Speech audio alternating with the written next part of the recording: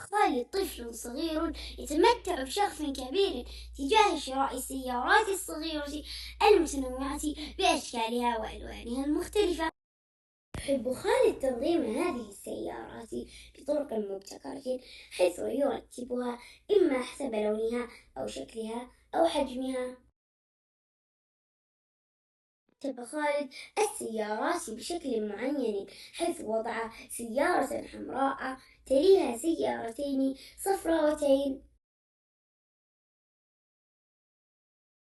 شاهدت والدته هذا الترتيب وقالت: أحسنت يا خالد، لقد قمت بعمل نمط بصري جميل. ما النمط البصري يا أمي؟ هو ترتيب الأشكال بقاعدة معينة تسمى قاعدة النمط. هذه هواية تساعدك على تطوير مهاراتك التنظيمية والإبداعية. هل هناك نوع آخر من الأنماط يا أمي؟ نعم، هناك الأنماط العددية، وهي أيضا ترتيب الأعداد وفق قاعدة معينة تسمى قاعدة النمط.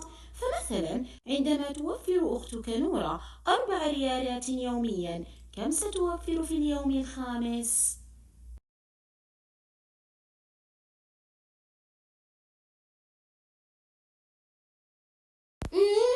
قاعدة النمط هنا زائد 4 ستوفر في اليوم الخامس 20 ريالا.